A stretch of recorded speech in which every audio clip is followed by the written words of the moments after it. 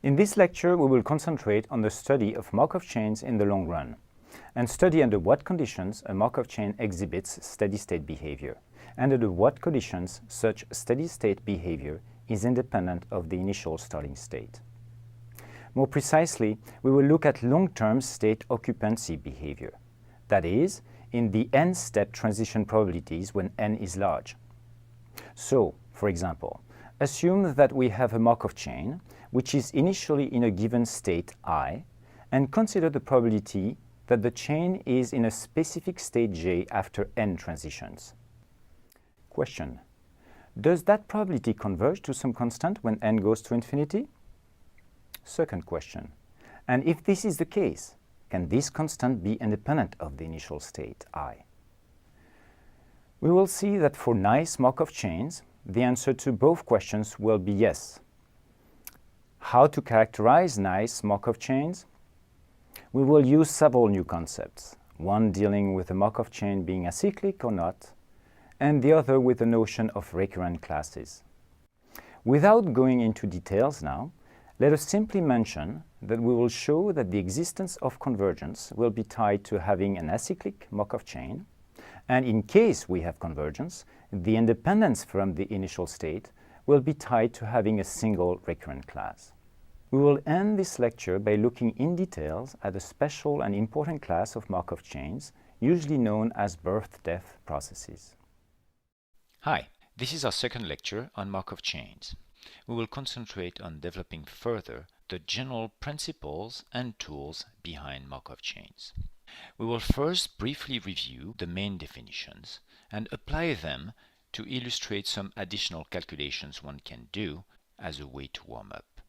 We'll then concentrate most of the time on the central topic of today, steady-state behavior of chains. That is, on what a Markov chain does when it runs for a long time, and on what we can say about the probabilities of being in different states. And in order to do that, we will review recurrent states, transition states, and recurrent classes, talk a bit more about periodic states, concentrate most of the time on the convergence theorem here, and the consequence associated with the balance equations of Markov chains. And finally, we will end the lecture with an important special class, the so-called birth-death processes. So, let us start. Markov processes can be very general. They can run in continuous or discrete time, can have a discrete or a continuous state space. In this class, we restrict ourselves to discrete time, discrete state Markov chains. These are the simplest cases and are the best to build our intuition.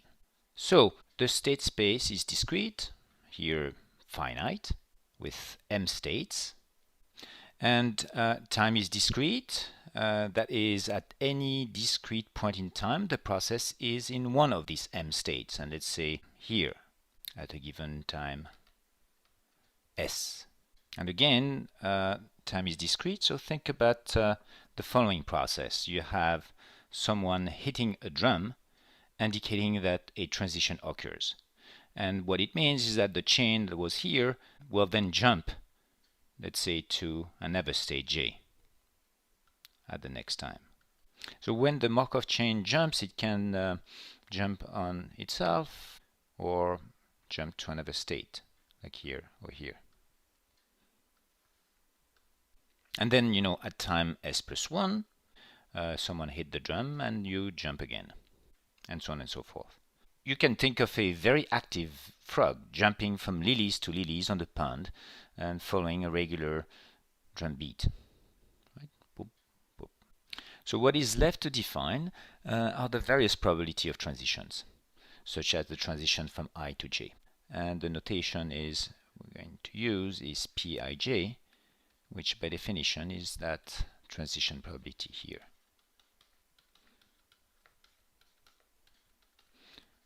Right? So given that you are in state I at time s, what is the probability that you end up in state j at time s plus 1? Notice that these transition probabilities here, Pij, are not function of s. So irrespective of what the time s that we are talking about, these transition probabilities are the same. So this is what we mean by a time homogeneous Markov chain. In other words, these are valid for s equals 0, 1, 2, and so on and so forth. So the defining feature of a Markov chain is the Markov property. And the Markov property essentially says that the past is not really important in order to predict the future as long as you know where you are now. Another way of saying it is that if you look at the probability of going next in state j, given that you are now in state I, and that I give you in addition the anti-trajectory. So I tell you that it was in I0 at that time, and so on and so forth, all the way up to time s minus 1, where it was in is minus 1. So I give you the anti-trajectory of the chain up to s, and now I'm asking you what is the probability that you're going to go to s plus 1. The Markov property here simply says that that probability here is again Pij. So in other words, all this information here is of no use to compute this probability. Now note that these transition probabilities are really probabilities in the following sense, right? So you are in I, and then at the next time step, you will definitely jump with probability 1. And where you're going to jump will depend, but the summation of all possibilities have to sum up to 1. So from j equals 1 to m has to be 1. So now that we have introduced the main ingredients, usually we are very interested in knowing what a Markov chain is going to do in the long run. We are interested in finding the probability that the chain is in a state j after n transitions, given that it is now in state I. Now, because of the time homogeneous, this is the same thing as that. In other words, the current time could be at any time s. We just have to add s here, and again, that is nothing else than this property, right? So we are interested in calculating Rij of n for any n. For n equals 1, this is nothing else than Rij of 1 is the same as these transition probabilities that we have defined. But for n greater than or equals to 2, what we have seen is the introduction of a key recursion here. And this is how you would be able to calculate these probabilities. Now, how did we come up with this recursion? Well, it's based on a classical divide and conquer and essentially the use of the total probability theorem. Essentially, you have the time step here. This is the current time s. You are interested in what's going to happen at n plus s. That means n steps later. Here you are in state I. You are interested in knowing what is the probability of being in state j at that time. And what you simply do is you look at the step n plus n minus 1 just before the last one. And then you say, well, let me do a divide and conquer. This is k here. And I'm going to look at evaluating that probability. And then once I have that, I will simply multiply by this transition here. And what happened is that this here is nothing else than this calculation that we have here. And that's the same thing. And here, this is the probability of one-step transition. Right? And of course, we have condition on the fact that we would be in a state k here, but k could be any of these states, right? And there are m of them, and this is why we sum from k equals 1 to m.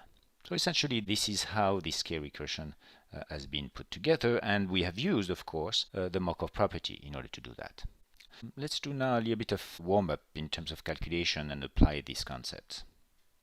Let's do a little warm-up now before moving to the central topic of today's lecture on how to apply these transition probabilities in order to calculate some more interesting path behaviors of Markov chains. So suppose that you are given the following Markov chain and you are asked to calculate the probability that starting in state 1, you go successively in state 2, then state 6, and then 7. Right? So this is really what we are asked here. You start at 1, then you go to 2, 6, and 7. So how to calculate such a probability? Well, we can use a version of the multiplicative rule that we have introduced before. Right? And so what is the specific format of that rule that I'm going to use here is you have 3 events like that, B, C, D. they are conditioned on A, and I will say that this is the probability of B given A times the probability of C given A intersection B times the probability of D given A intersection B intersection C. So this is a version of the multiplicative rule, right? And this is what I'm going to use here. So let's do it. This is going to be equals to the probability that x1 equals 2 given x0 equals 1 times the probability that x2 equals 6 given x0 equals 1 and x1 equals 2 times the probability that x3 equals 7 times x0 equals 1, x1 equals 2, and then x2 equals 6, right? So multiplication rule. Now here this is P12, right? And here we are using the Markov property. What it says here is, what is the probability that I will be in state 6 given that I was in 1 and then 2? And we know that having the anti-trajectory doesn't matter, it's just the last step, so it's essentially times, this one is P26. And for the same reason, this one is nothing else than P67. The important message here is that to find the probability of a specific trajectory, like this one, you just need to multiply the transition probabilities that you find along the trajectory. Right? So this is what we have here. Now suppose that you want to find the probability that in 4 time steps you find yourself in a specific state, say 7, given that you started in a specific initial state, say 2. Right? So this is really what we want here. You're here, and then you end up here after 4 steps.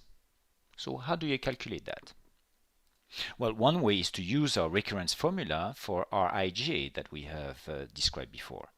Another, for small examples like this one, when the number of time steps in the future is small, in that case 4, one can perhaps use a brute force calculation. So what is a brute force calculation? Well, you try to enumerate all possible trajectories and then you sum all their probabilities.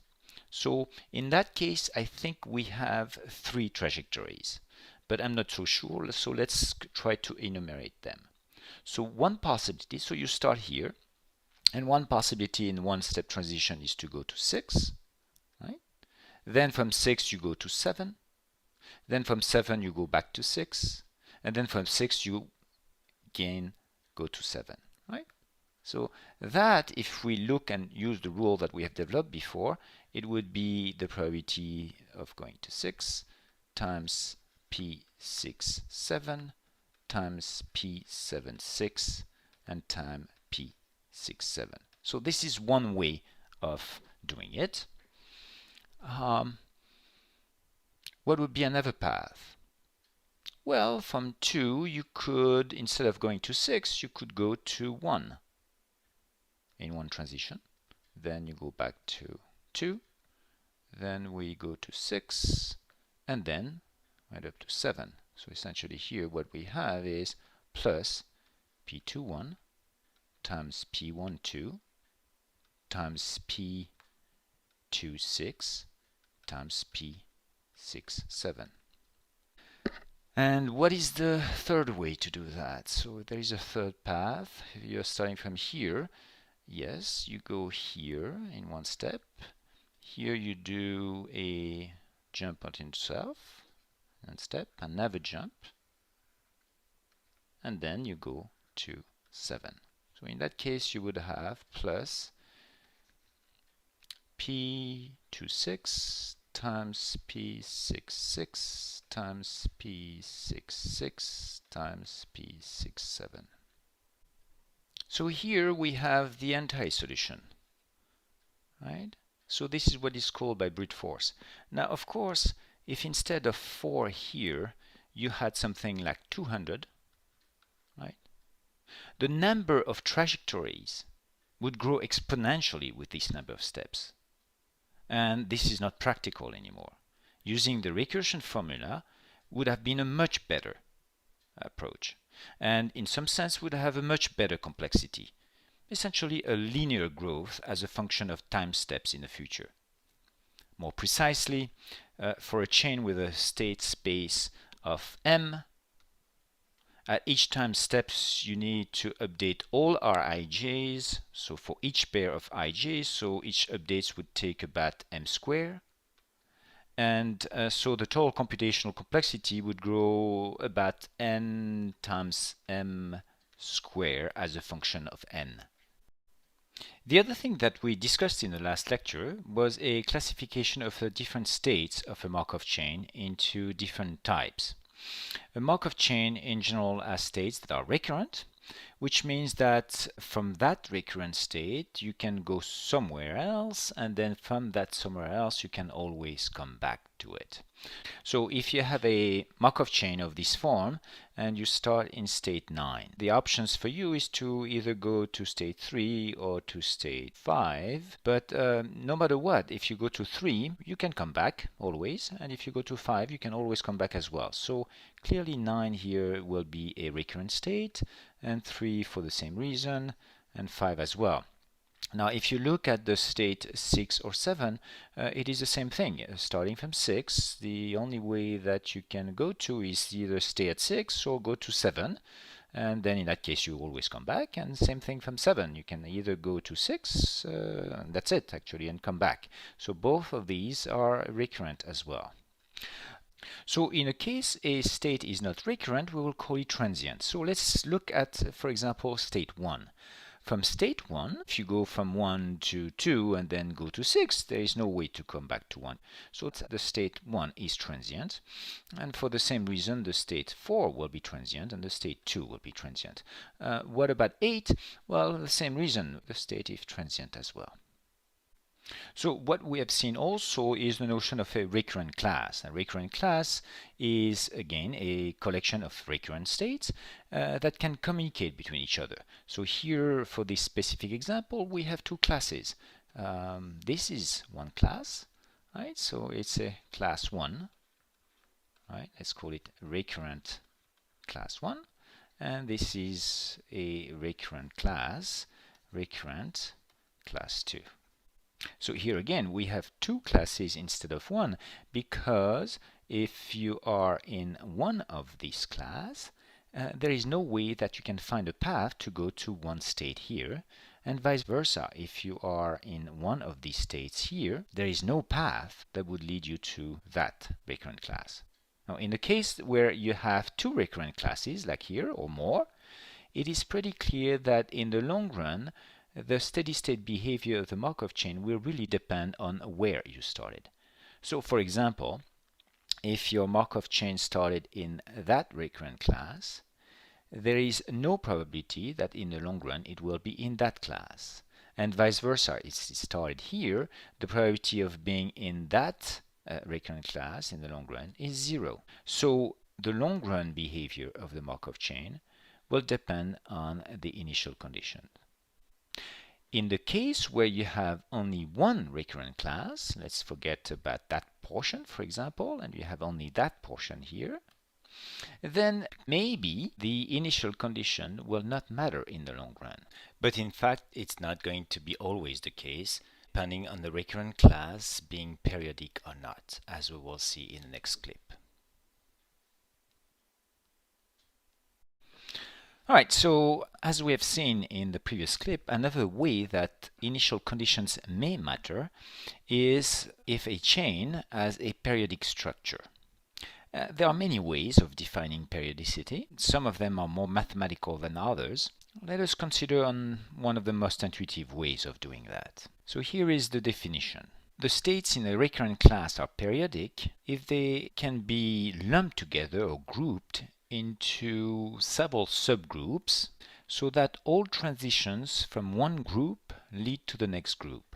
So what does that really mean? Let us try to parse out this by looking at a given example.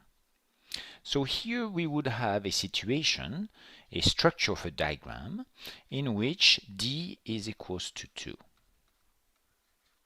whenever you are at a given time in a state in that group, in the next transition you will go to that group. And if you are in that group, at the next transition you will go to that group.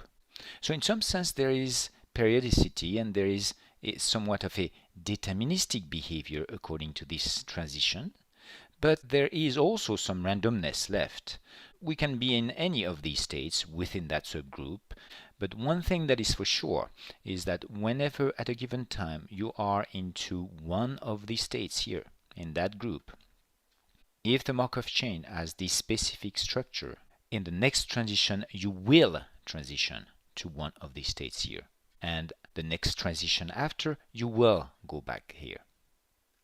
So essentially, if your Markov chain started in one of these states here at time n equals 0, then at time n equals 1 it would be here, and then at time n equals 2 it would be here, times n into 3, and so on and so forth.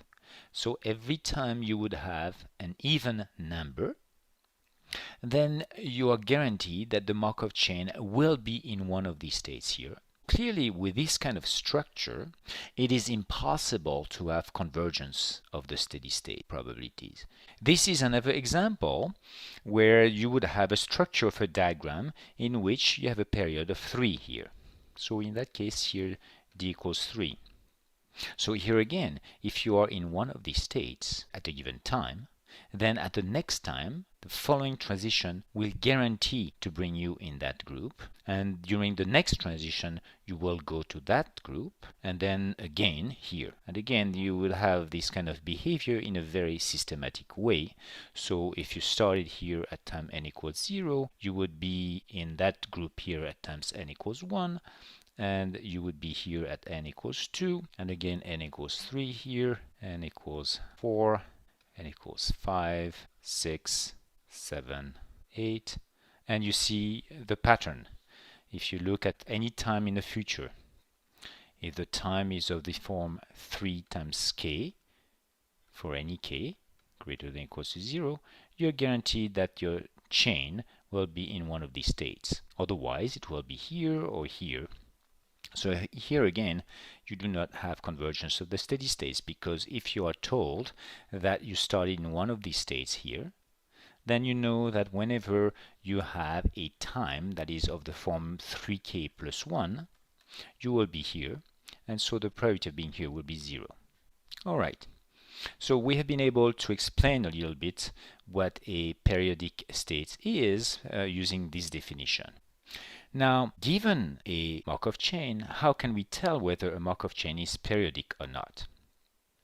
There are in fact systematic ways of doing it mathematically, but usually within the types of examples we see in this class, most of them, it will be easy to see, we just eyeball the chain and we tell whether it's periodic or not. So let us see if it is that easy to do and consider that chain here. Okay, so let's see. Is this chain periodic or not? I will give you a couple of seconds to think about it. Now I'm going to help a little bit. I'm going to just decide that this one will be red, this one will be red, this one will be red, and this one will be red. Now I'm asking the same question. What do you think? Well, from the structure, it is clear that this Markov chain is periodic and has a period of t equals 2. In some sense, the red state here could be one of these group. These are the red one. And the white here would be those here. And it is clear, if you look at this diagram, that whenever you are in a red state, at the next transition, you are guaranteed to be in a white state. From this one you will be in white, from this one you will be in white, from this one as well, and from this one as well. And whenever you are in a white state, this one, this one, this one, this one, or this one, at the next period, you're guaranteed to be in a red state. So this tells you that sometimes it's not that easy to eyeball and decide if a Markov chain is periodic or not. If you have, for example, lots of states, you might have some trouble doing this exercise. On the other hand, something very useful to know. Sometimes it's extremely easy to tell that the chain is not periodic, even if you have a lot of states. What is that case? Well, look at this case here and suppose for a moment that you have a self-transition here. Well, in that case, you would have a transition from a white state to a white state. And you're not guaranteed anymore that from a white state you would go to a red state. In that sense, as soon as you have a self-transition, the Markov chain is aperiodic. It cannot be periodic. So whenever you have a self-transition, this implies that the chain is not periodic, and usually that's the simplest and easiest way that we can tell most of the time that the chain is not periodic. So now we can come to the central topic of our lecture, which describes the conditions under which a Markov chain reaches steady state. The question that we are asking, and which we motivated in the previous lecture by looking at an example with a simple two-state Markov chain, is the following. We are asking whether the probability of being in state j at time n, given that you started at time 0 in state I, converge to some constant pi of j. In fact, that question consists of two parts. Do we have convergence? And is it independent of I? We have seen example where it is not always the case. For example, in this Markov chain, you have two recurrent classes. This is one recurrent class here, and then there is a second recurrent class here. And we know that if we are interested in a long-term probability of being in that state, assuming that you started in one of these states here, the probability will be 0 to be here. But if you started in one of these two states, the probability will be positive. So clearly here, the initial conditions will matter whenever you have two or more recurrent classes. So what would happen if you have only one recurrent class? So let's remove this one and consider this situation here, where you have only one recurrent class. In that case, what we have seen, this is still not sufficient. Indeed, if you look at this recurrent class, and you are interested in 9, and assume that you studied at 9, then at time 1 you will be either here or here, and at time 2 you will be back at 9 for sure. And in general, for time n even, the probability will be 1, and for time n odd, it will be 0. So that specific n-step transition probability in that situation here will never converge. It will keep oscillating between 0 and 1.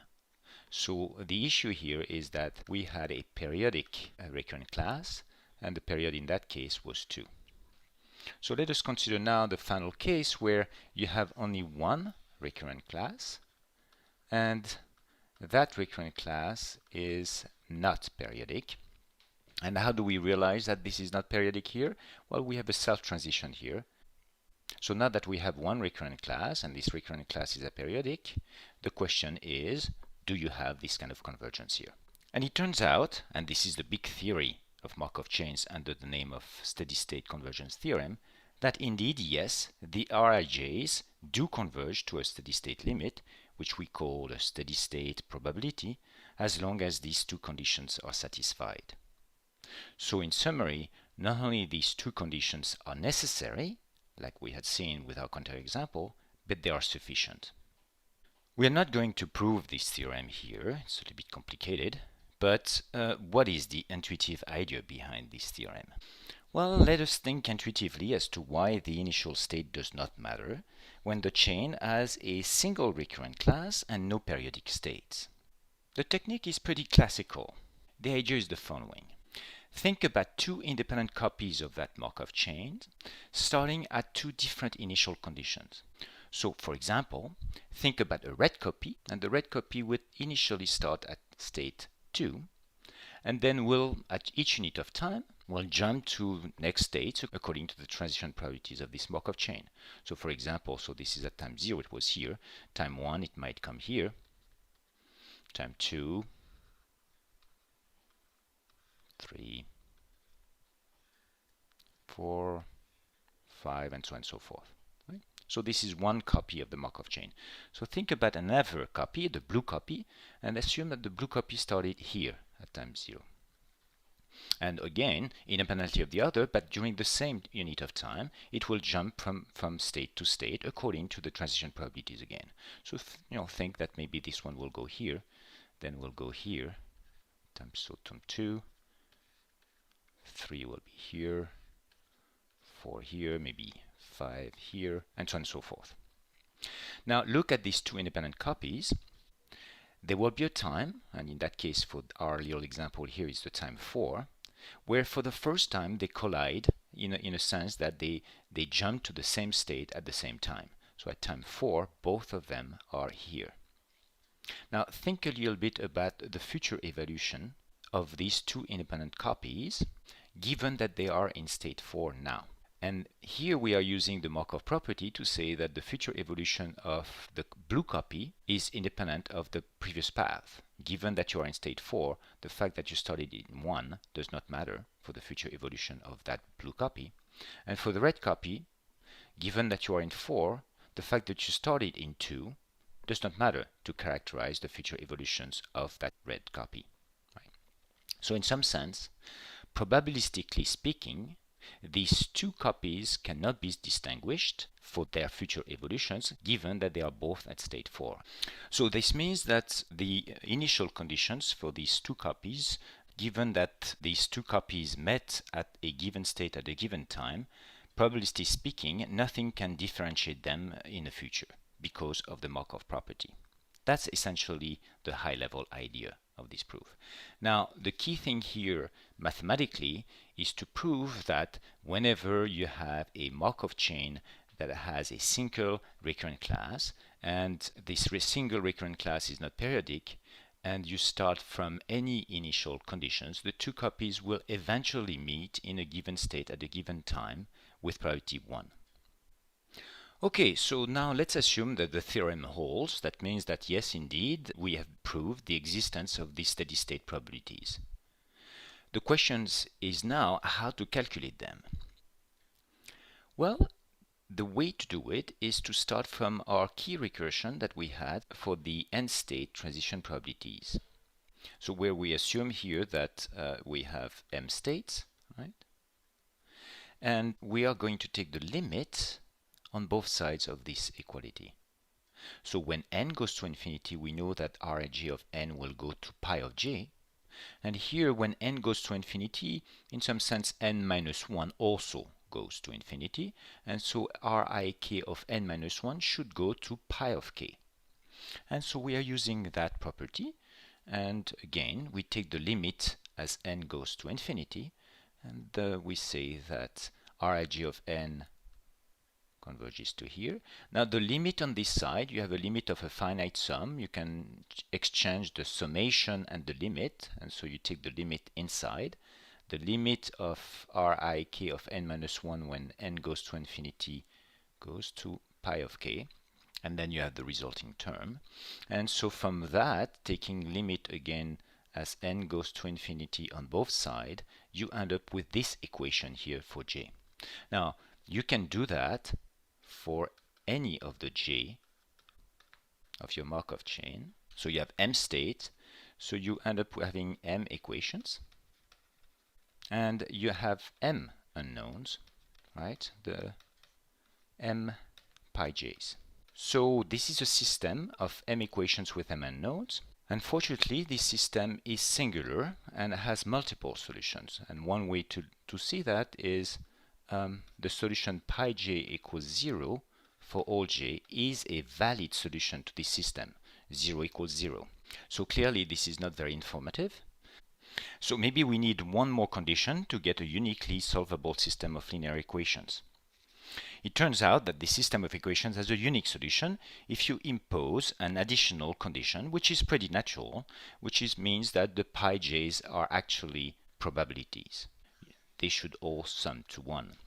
In other words, in the future, if you ask yourself what is the probability of being in state j, and you get pi of j, the summation of all of the possible states have to be 1. Now, if you consider that additional equation plus that system here, so if you consider this extended system, then you can show that this has a unique solution. And this unique solution cannot be this one. And so, in conclusion, we can find the steady-state probabilities of the Markov chain by just solving these linear equations, which should be numerically a straightforward procedure. Alright, so let us revisit the example from last lecture. So we have a Markov chain with two states, 1 and 2, and this Markov chain has a single recurrent class, right? And then also it's not periodic, right? Because we have self-transition of this type. So as a result, this is well defined, and this steady-state probabilities from 1 to m, in that case for us m equals 2, right? So let us write this system and solve the system of linear equation for this example here. So what we have is pi 1 equals pi 1 times 0.5, right? Plus pi 2 times 0.2. So that's the first equation that corresponds to j equals 1.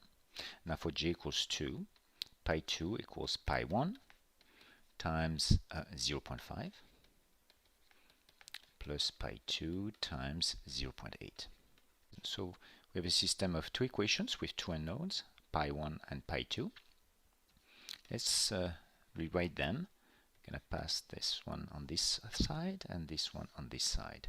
So we get pi 1 times 1 minus 0.5, 0.5 equals pi 2 times 0.2.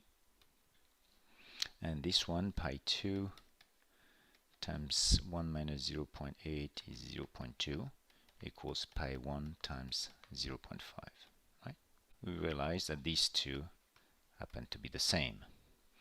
So they are not enough to define a unique solution. So we have to add another equations, and we know that these are probabilities. So pi 1 plus pi 2 have to be 1. And so now we're going to keep one of these two. Let's say this one. I'm going to write it here. And we can rewrite it by saying that pi 1 times 1 over 2 equals pi 2 times 1 over 5. Right? So now we're going to take that, replace pi 1 equals 2/5 of pi 2. This is the result of that. And we're going to use that pi 1 and replace it here. So we end up pi 2 times 2/5 plus 1 equals 1, which means that from here we get that pi 2 equals 5 plus 2, 7, so 5 over 7. And then we use that, replace it here, and we end up having pi 1 equals 2/5 times 5, 7 equals 2, 7, and we check 5 plus 2 equals 7, so these are real probabilities. So the probability that you find yourself at state 1 at time 1 trillion will be approximately 2 over 7. The probability that you find yourself at state 1 at time 2 trillions is again approximately 2 over 7. So essentially what we have here is the probability of being in that state 1 settles in a steady value. That's what the steady state convergence means. It's convergence of probabilities, not convergence of the process itself. Again, the process will keep jumping back and forth, but the steady state probability will settle to a given value here in 1. That will be 2 over 7, and the steady state probability in being in 2 will settle to 5 over 7. And finally, in this example, and more generally when we have a single class and no periodicity, the initial state does not matter. Okay, so we have just seen that if we have a single recurrent class which is not periodic, then the Markov chain reaches steady state. And the steady state probabilities satisfy the following system of equations. These equations are central in the study of Markov chains, and they have a name. They are called the balance equations. In fact, it's worth looking at them in a somewhat different way than how we introduced them so far, using a frequency interpretation. Along the way, it will shed some light on how or why they are called balance equations. Intuitively, one can sometimes think of probabilities as frequencies. For example, if we keep tossing a fair coin, which has a probability half of heads, then in the long run, half of the time we are going to see heads. So let us try interpretation of this kind for pi of j, the steady state probability of state j.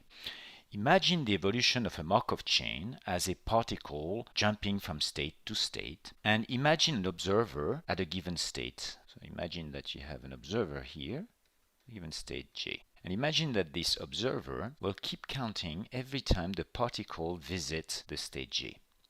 So you have this observer keeping track every time the particle is in state j and keep recording. So for example, I might record time 2, so it time 4, 8, maybe n. Right? And you can look at the total number of time this observer saw the particle being in j. And you can define it. Let's call it y of j of n. So y j of n represents the total number of ones that you have up to time n. So it's the total number. So you divide by n to have the frequency.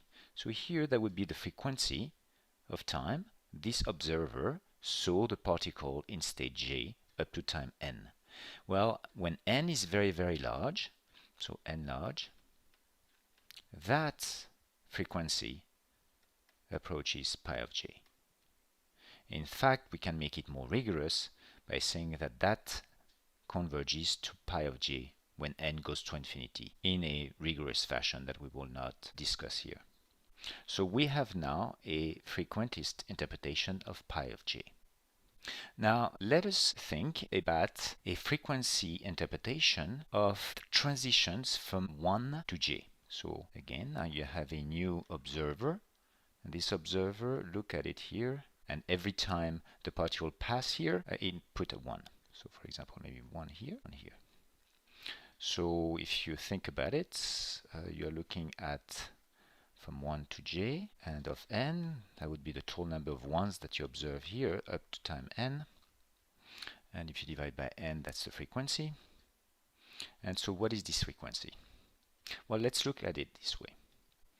So how often do we have such a transition? Well, a fraction pi 1 of the time, the particle is in state 1.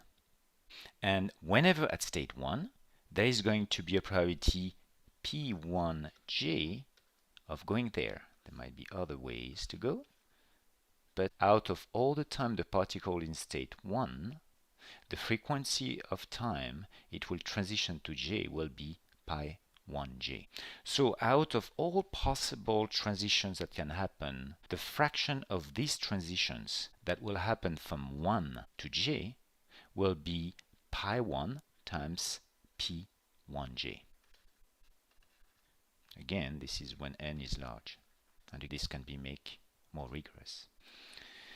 Now, what's the total frequency of transitions into state j? So these are transition leaving. These are the transition of interest here. So think about a third observer looking here and recording every time the particles go through here, here, here, or here, right? So what is the frequency of transition here? Well, it will be the sum of all the possible transition that we have observed there. And so this is going to be this. And that corresponds to this. Now, the last step of the argument is to see that the particle is in state j if and only if the last transition was into state j. And this explains that this part, which we have calculated here, will be the same as this one, and that explains that. So this equation expresses exactly the statement that we made. That's useful intuition to have, and we are going to see an example later on how it gives us shortcuts into analyzing Markov chains. We are going to spend the rest of this lecture by looking into an interesting subclass of Markov chains for which steady-state convergence exists, the class of birth and death processes. So what is a birth and death process? It's a Markov chain whose diagram looks like this. The states of the Markov chain start from 0 and go up to some finite integer number m. And if you are at a typical state in the middle, say I, then next you will either go to the right or up by 1 unit, or you will go to the left or down by 1 unit, or you will stay where you are. And this will happen with the following transition probabilities. Here pi, I function of the state, here qi, and this one the remaining 1 minus pi minus qi. So it's like keeping track of some animal population. Animals get born, they die. The assumption here is that at any point in time, either one animal gets born, or one dies, or nothing happens. There are no multiple deaths, no births happening at the same time. There are many practical applications where this structure provides a basic first-level model. An example of a chain of this kind was the supermarket counter example that we discussed before, where the states represented the number of customers in the queue. A customer arrives and the queue increases by 1. A customer leaves and the queue decreases by 1. Or nothing happens and the queue stays as it is. Now in this supermarket example, the P's and the Q's were all taken to be the same across the states. But we can generalize. For example, the departure rates Q could be different from state to state. For example, with lots of customers in the queue, perhaps the clerk will work faster. Such a chain can also be used to model the spread of disease in a population. For example, the states could represent the number of people in a given population that have the flu. One more person gets the flu, the count goes up. One more person gets healed, the count goes down. These probabilities in such an epidemic model would certainly depend on the current state. If lots of people already have the flu, the probability that another person catches it would be pretty high. But if no one has the flu, then the probability that one gets a transition where someone catches the flu would be pretty small. The rate at which new people get the disease definitely depends on how many people already have it. And that motivates cases where those P's here depend on the state of the chain. There are lots of other applications for which these special Markov chains are useful. So how do we study them? Such a chain consists of a single aperiodic recurrent class and so has a well-defined steady-state behavior. To calculate the steady-state probability pi of I of a state I, you can write the system of m linear equations in the pi's that we had discussed before. But this may be cumbersome, and in fact more work than one actually needs to do. There is a very clever shortcut that applies to birth and death processes, and it's based on the frequency interpretation that we discussed in the recent clip. To see this, let's draw a line somewhere in the middle of this chain and focus on the transitions between this left part and this right part. Assume that the line cut through the middle of two adjacent states I and I plus 1, like here. Right? So you zoom here and this is the picture of what you have here. So what is the chain going to do? Let's say it starts on the left. It's going to move around, and at some point it makes a transition to the other side, going here. And that is a transition from I to I plus 1. And now once it's on the right side, it's going to move around as well. And then at one point, it will come back to that part again. And this is a transition from I plus 1 to I, and so on and so forth. Now, there is a certain balance that must be obeyed here. The number of upward transitions through this line cannot be very different from the number of downward transitions from this line. Because if we cross this way, then in order to cross again this way, you will have first to cross down the other way. You cannot go up 100 times here in that direction and go down here 50 times. If you have gone up 100 times, it means that you have gone down 99, 100, or 101, but nothing different from that. So the long-term frequency with which transition of this kind occur has to be the same as the long-term frequency that transition of that kind occur. Or, in this diagram, the frequency of that kind has to be the same as the frequency of that kind. So what are these frequencies? We discussed that before. The fraction of times at which transition of this kind are observed is the fraction of time that we happen to be at that state, which is pi of I. And out of the times that we are in that state, the fraction of time that transitions of that type happen is p of I. So the overall frequency will be pi I times p of I. And with the same argument, this is the frequency with which transition of that kind are observed. Pi I plus 1 times qi plus 1. Since these two frequencies are the same, we get an equation that relates pi of I to pi of I plus 1, like this. So this is the frequency that we observed here of this transition. And these are the frequency of these transitions. And they have to be equal. This has a nice form because it gives us a recursion. If we knew pi I, you can calculate pi I plus 1 as such.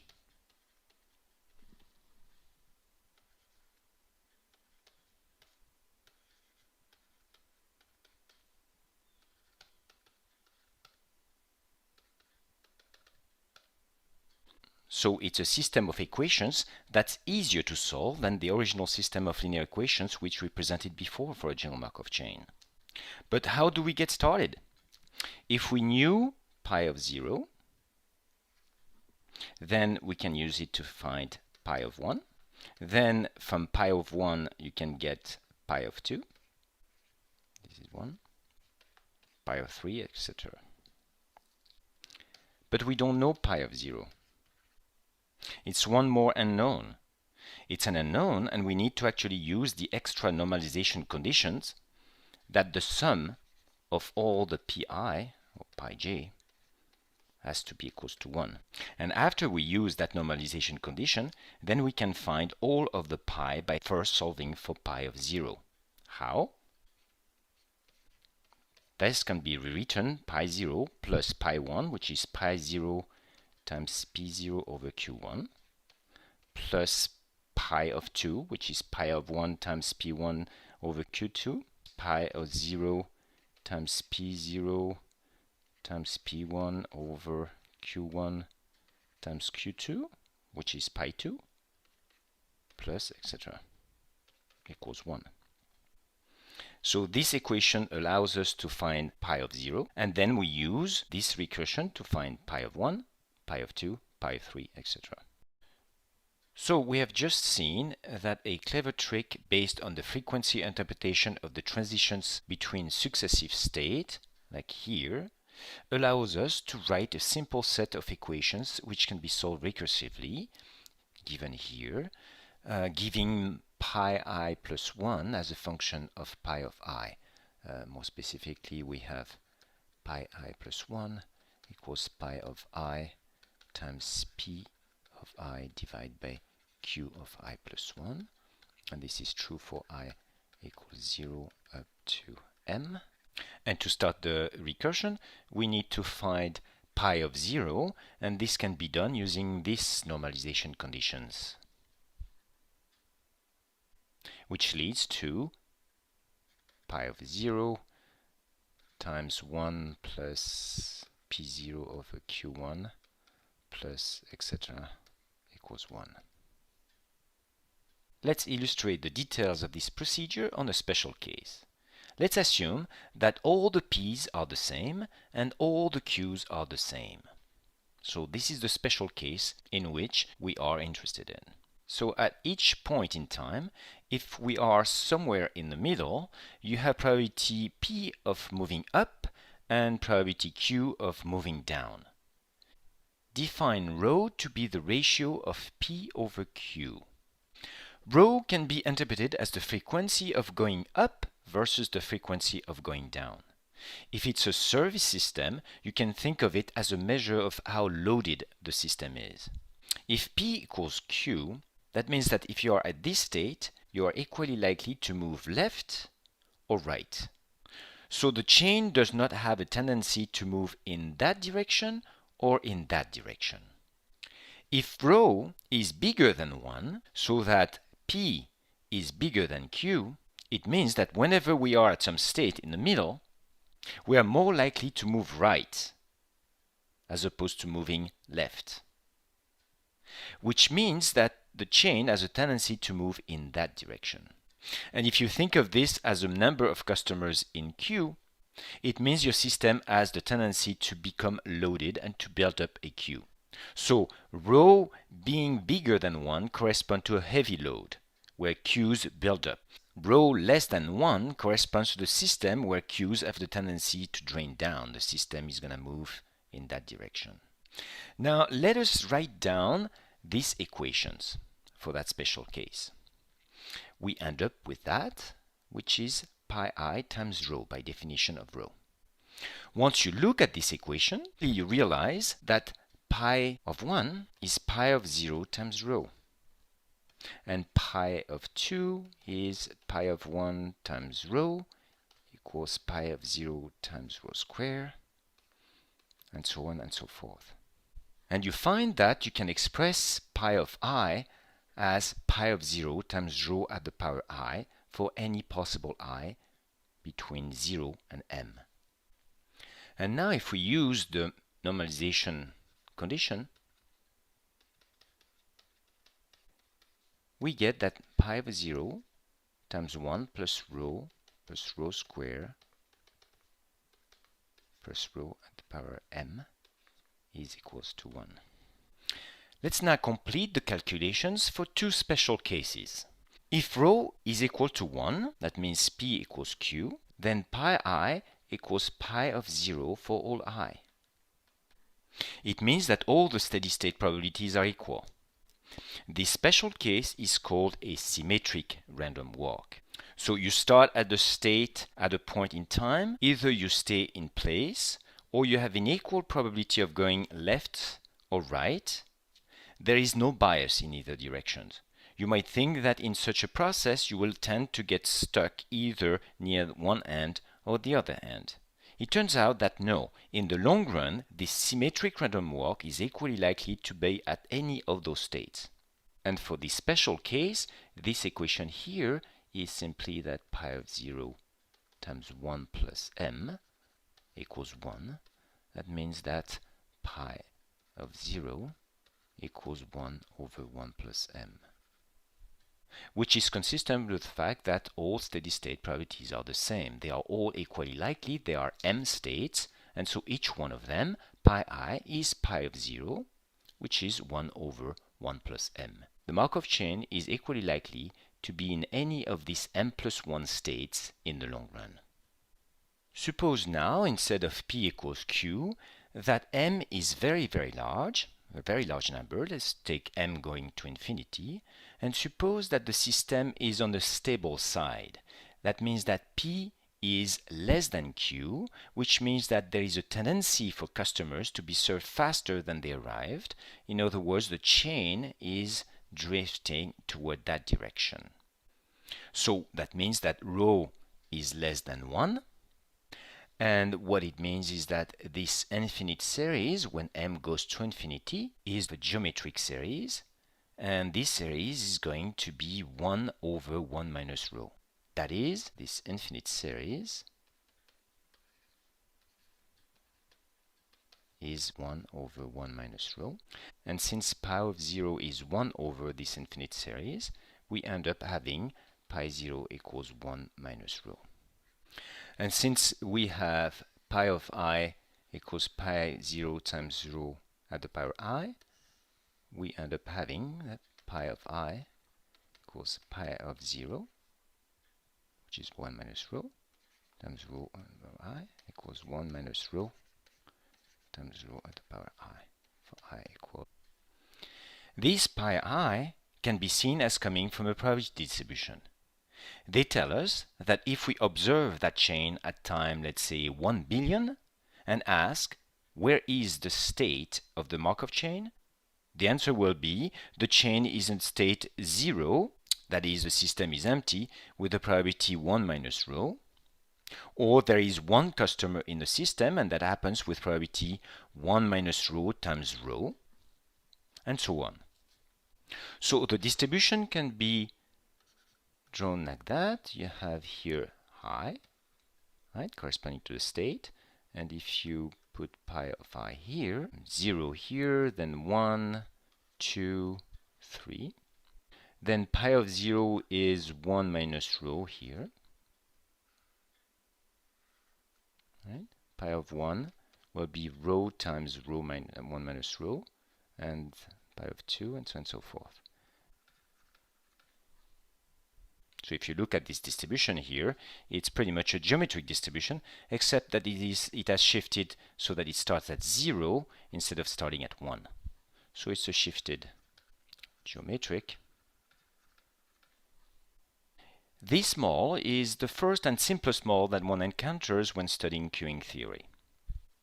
So a final note, the PMF that we have here has an expected value.